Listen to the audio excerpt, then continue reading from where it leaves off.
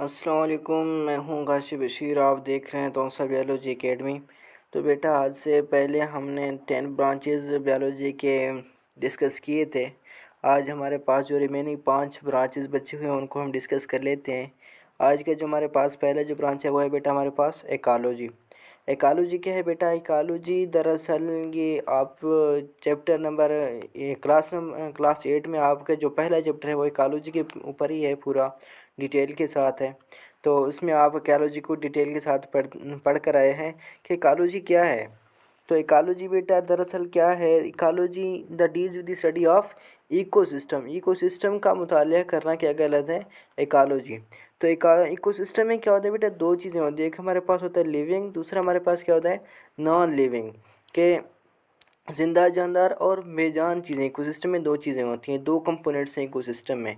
तो non living हमारे पास क्या है बेटा? हमारे पास जो हवा है, जो पानी है, जो हमारे पास कार्बन डाइऑक्साइड है, और जो चाँद है, सूरज की रोशनी है, सूरज है, तो आग है, ये सारी चीज़ें हमारे पास क्या है बेटा? नॉन लिविंग हैं। तो क्या लिविंग ऑर्गेनिजम्स हम बेजान चीज़ों के बगैर, इन चीज़ों के बगैर रह सकते हैं? No, that is impossible. कि हम सूरज की रोशनी के बगैर नहीं रह सकते, हवा के बगैर नहीं रह सकते, पानी के बगैर नहीं रह सकते। तो लिविंग और नॉन लिविंग ऑर्गेनिज्म का आपस में क्या बेटा? ताल्लुकात है, इंट्रैक्शन है, कुछ ताल्लुकात बने हुए हैं, उनको क्या कहते हैं बेटा? इकोसिस्टम। इन जो ताल्लुकात होते हैं बेटा लिविंग और नॉन लिविंग में, इनको क्या कहते हैं? इकोलॉजी। तो हमारे पास जो इकोलॉजी की डिफ़ाइन है वो क्या बनता है बेटा? जो ज़िंदा जानदार और बेजान चीज़ों के दरमियान जो ताल्लुकात होते हैं उनको क्या बोलते हैं? इकोलॉजी। तो अच्छा, इकोलॉजी में बेटा हमारे पास कुछ बेसिक चीज़ें होती हैं, वो क्या क्या हैं? उसमें बेटा होता है food chain, food web, trophic relationship, यानी कि जो फूड का रिलेशनशिप है वो होता है। ये सारा टॉपिक बेटा आप पिछले क्लासेस में पढ़ कर आए हैं कि फूड चेन क्या है, फूड वेब क्या है, और ट्रैफिक लेवल क्या है। और इसके बाद और हमने क्या पढ़ा था इकोलॉजी के चैप्टर में कि ग्लोबल वार्मिंग क्या है, एसिड रेन क्या है। ये सारा बेटा हमारे पास किस में आता है? इकोलॉजी के अंदर ही आ जाता है।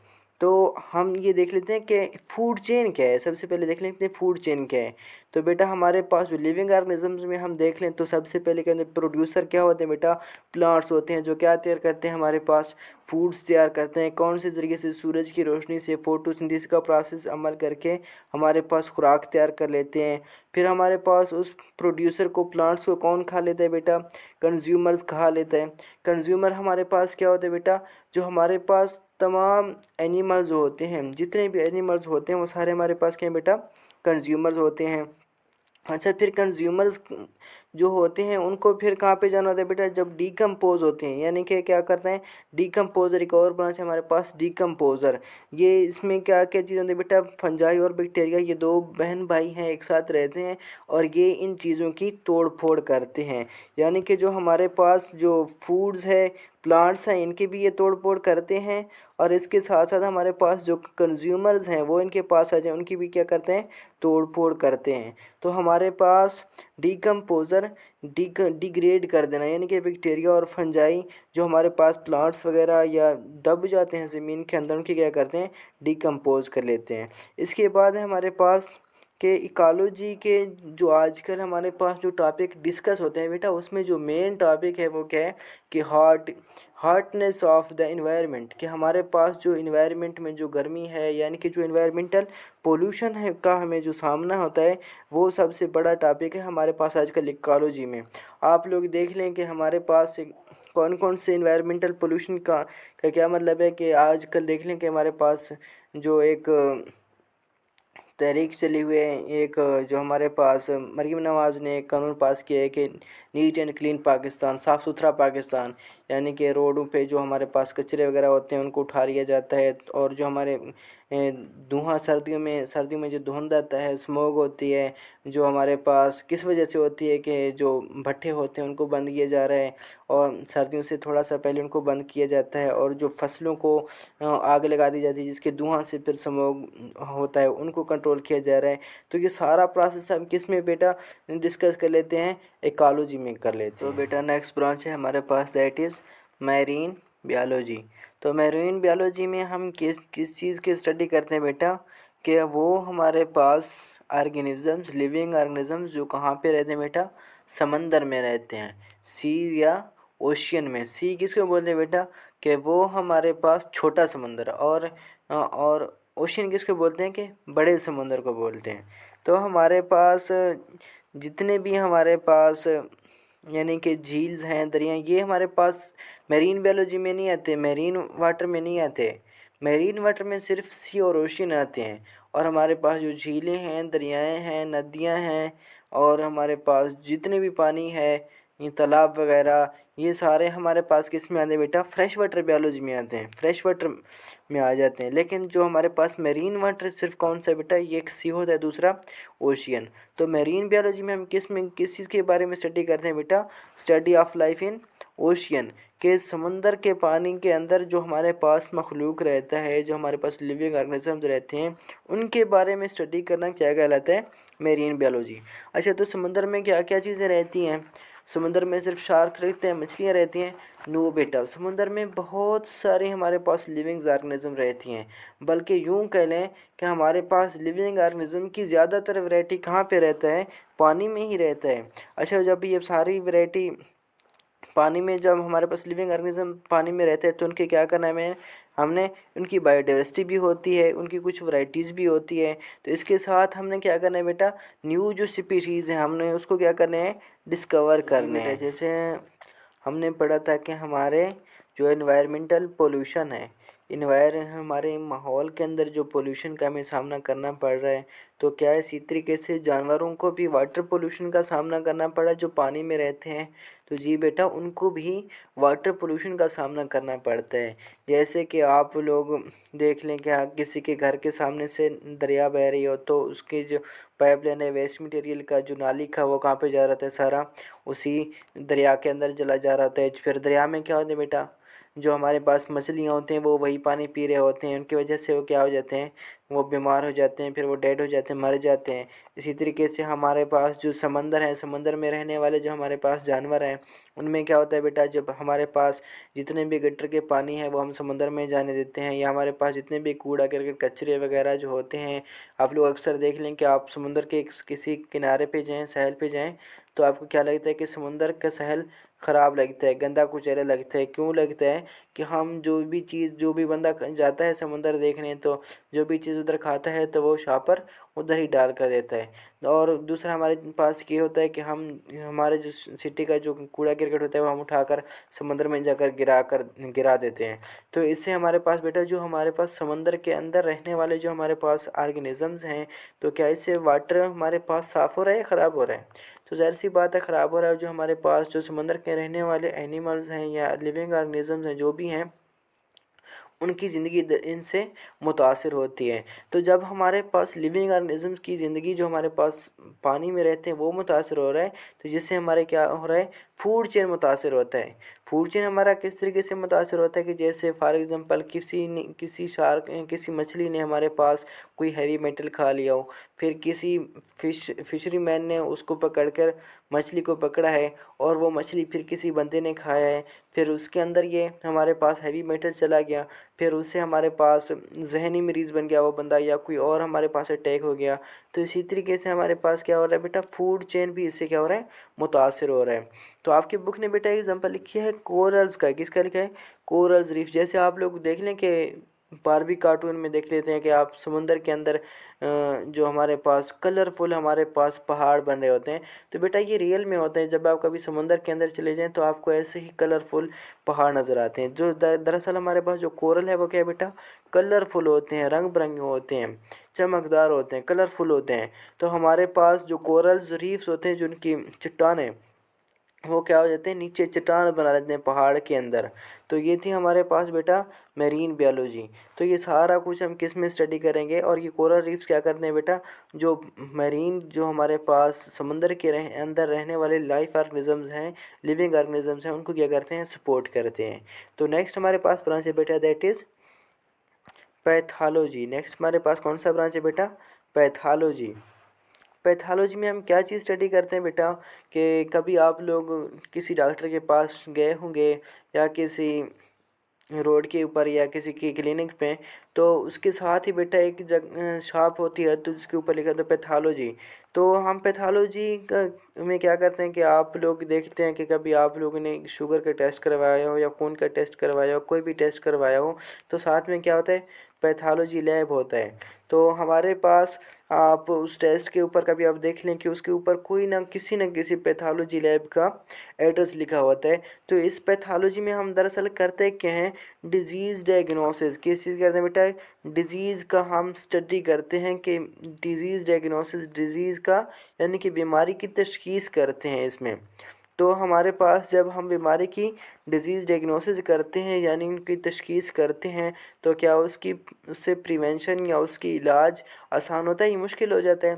तो ज़ाहिर सी बात है बेटा, आसान हो जाता है। तो जब तक हमें किसी बीमारी का पता ही नहीं है कि हमें क्या कौन सी बीमारी है, तो क्या उसका इलाज हो सकता है? नो बेटा, उसका इलाज ही नहीं हो सकता। जब हमें पता हो जाता है कि कौन सी बीमारी हमें लगा है, तो फिर उनसे हम क्या करते हैं, उससे हम बचाव भी कर लेते हैं, फिर उसकी ट्रीटमेंट यानी कि उससे उसका इलाज भी कर सकते हैं। तो ये थी हमारे पास बेटा पैथोलॉजी। पैथोलॉजी में हम किस चीज़ को स्टडी करते हैं बेटा, डिज़ीज़ को डायग्नोसिस भी कर लेते हैं यानी कि उनकी तशख़ीस कर लेते हैं कि हमारे अंदर है कौन सी बीमारी।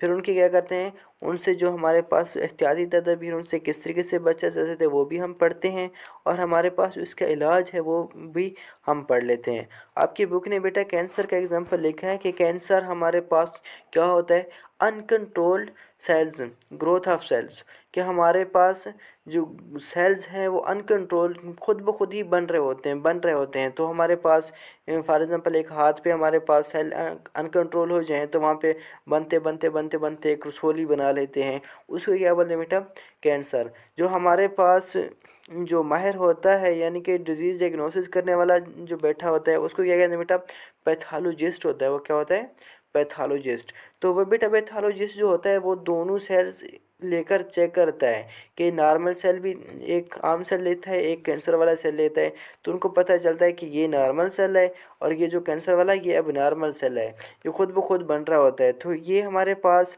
क्या क्या उसने डिज़ीज़ को डायग्नोसिस किया, सेल को देखकर उसके अब नॉर्मल या नॉर्मल को देखकर उसने बताया कि ये नॉर्मल सेल है, ये अब नॉर्मल सेल है। तो ये हमारे पास क्या थी बेटा, पैथोलॉजी। अच्छा, तो बेटा नेक्स्ट हमारे पास ब्रांच है दैट इज़ इम्यूनोलॉजी। क्या है हमारे पास, कौन सी ब्रांच है बेटा, इम्यूनोलॉजी। तो इम्यूनोलॉजी बेटा, इसमें हम कौन सी चीज़ की स्टडी करते हैं बेटा, इम्यून सिस्टम की स्टडी करते हैं। किस चीज़ की स्टडी करते हैं, इम्यून सिस्टम की। इम्यून सिस्टम क्या है बेटा, जो हमारी बॉडी के अंदर जो दिफाई निज़ाम होता है उसको क्या बोलते हैं, immune system. Immune system means दिफाई निज़ाम।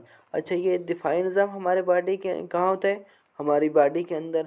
हमारी बॉडी के अंदर कहाँ पे होता है बेटा, वाइट ब्लड सेल्स के अंदर। कहाँ पे होता है बेटा, वाइट ब्लड सेल्स के अंदर। यूँ समझ लें कि वाइट ब्लड सेल्स क्या है, हमारे जो बॉडी के अंदर क्या है, वो फौज है, वो हमारी पुलिस है, जो हमारे किसी से हमें बचाता है, जो बाहर से आने वाले बैक्टीरिया हैं, वायरसेस हैं और जो बीमारियां हैं मुख्तलिफ, उनसे हमें बचाने में कौन मदद देता है बेटा, वाइट ब्लड सेल्स। तो ये वाइट ब्लड सेल हमें क्या करता है बेटा, प्रिवेंट करता है, हमारे बचाता है हमें किससे, बैक्टीरिया से, वायरसेस से। और जो हमारे पास बेटा मुख्तलिफ बीमारियां हैं जो हम सांस के ज़रिए से बैक्टीरिया अंदर लेकर आते हैं, तो उनसे हमारे पास सांस के ज़रिए से और भी मुख्तलिफ तरीक़ों से जो बीमारियां हमारे बॉडी के अंदर चले आते हैं, तो उनके ख़िलाफ़ जो लड़ता है वो क्या होता है बेटा, हमारे पास वाइट ब्लड सेल्स। तो वाइट ब्लड सेल्स हमारे पास किस चीज़ से हमें बचाता है बेटा, इन्वेडिंग माइक्रोब से। इन्वेडिंग किसको बोलते हैं बेटा, हमलावर माइक्रोब्स किसको बोलते हैं, छोटी छोटी ऑर्गेनिजम्स जो हमारी बॉडी के अंदर चले आते हैं, उनसे हमें क्या करता है बेटा, प्रिवेंट करता है, हमारी हिफाजत करता है। फॉर एग्ज़ाम्पल कि अभी हाल ही में आप लोगों ने किसके वैक्सीन लगाए थे, कोविड-19 के। छोटी उम्र में आप लोगों ने किस चीज़ के वैक्सीन लगवाए थे, पोलियो के लगवाए थे। तो ये सारे वैक्सीन जितने भी हमारे पास वैक्सीन्स, ये हमारे किस चीज़ को मज़बूत बनाती हैं बेटा, इम्यून सिस्टम को हमारे पास मज़बूत बनाते हैं। तो ये सारा प्रोसेस हम किस में देख लेते हैं बेटा, इम्यूनोलॉजी में। तो नेक्स्ट ब्रांच है हमारे पास जाएंगे, हमारे पास लास्ट ब्रांच है, इसको हम आज डिस्कस कर लेते हैं अभी। वो क्या है बेटा, हमारे पास फार्माकोलॉजी। तो फार्माकोलॉजी के बेटा जब हम वर्ड पढ़ते हैं तो इसके जो पहले 3-4 वर्ड्स हैं, PHARMA, फार्मा। फार्मा किससे निकले बेटा, फार्मेसी से निकला है। फार्मेसी क्या होता है बेटा, एक दुकान होता है। किस चीज़ की दुकान, मेडिसन्स की दुकान। किस चीज़ की दुकान होती है? मेडिसन्स की दुकान। तो इसके अंदर हम किस चीज़ का स्टडी करते हैं? मेडिसन्स के बारे में स्टडी करना, उससे क्या कहते हैं बेटा? फार्माकोलॉजी। सिर्फ मेडिसन्स के बारे में नहीं बेटा, जो मेडिसन्स हम खाते हैं उनके जो असरात होते हैं, इफ़ेक्ट होता है, उनके बारे में के उनके साथ साथ उनके बारे में भी स्टडी करना क्या कहलाता है?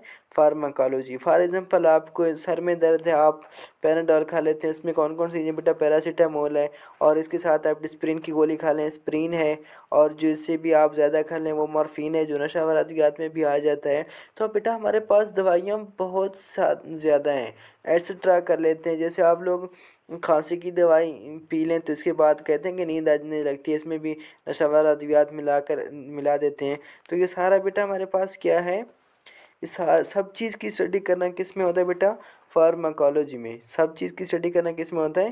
फार्माकोलॉजी में। नई नई जो हमारे पास बीमारियां आती हैं उनके बारे में रिसर्च करना, जैसे अभी कोविड-19 आया था, उसके बारे में तमाम दुनिया के हमारे पास जो मेडिसन्स की कंपनियां थी वो लगी हुई थी कि सबसे पहले इसकी मैं बना लूँ। तो ये सारी चीज़ें हम किस में स्टडी करते हैं? फार्माकोलॉजी में स्टडी करते हैं। इसी तरीके से हमारे पास जो हम दवाई खा लेते हैं उनके जो कुछ असरात होती हैं, कुछ नेगेटिव असरात भी होती हैं, कुछ पॉजिटिव असरात होती हैं, तो नेगेटिव भी साथ में होती हैं। तो नेगेटिव जब हम देख लेते हैं कि इसके अंदर ये नेगेटिव है, उनको फिर बेटर तरीके से, बेहतर तरीके से एक नए अद्वियात के साथ चेंज करना, ये सारा कुछ प्रोसेस हम किस में पढ़ते हैं बेटा? फार्माकोलॉजी में पढ़ते हैं।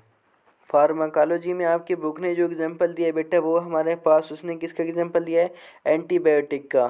तो एंटीबायोटिक हम किस वक़्त खा लेते हैं बेटा? जब हम बीमार होते हैं, जब हमने किसको मारना होता है बेटा? बैक्टीरिया को मारना होता है, तो हम क्या चीज़ यूज़ करते हैं? एंटीबायोटिक यूज़ कर लेते हैं, एंड ट्रीट बैक्टीरियल इन्फेक्शन। और हमारे पास जो बैक्टीरिया के जो इन्फेक्शंस होते हैं उनको, उनके इलाज के लिए हम क्या यूज़ करते हैं? एंटीबायोटिक यूज़ कर लेते हैं। तो ये सारा कुछ एंटीबायोटिक क्या है बेटा हमारे पास? ये भी दवाई है। तो ये सारा कुछ स्टडी करना किस में होता है बेटा? फार्माकोलॉजी में। तो ये थी हमारी आज की वीडियो। अगर आपको वीडियो अच्छी लगी तो वीडियो को लाइक कर दें। अगर आप हमारे चैनल पे नए हैं तो चैनल को सब्सक्राइब कर दें। अगर आपको कोई बात समझ ना आई हो तो आप कमेंट सेक्शन में पूछ सकते हैं। मिलते हैं नेक्स्ट वीडियो में, तब तक के लिए इजाज़त देते हैं। अल्लाह हाफ़िज़।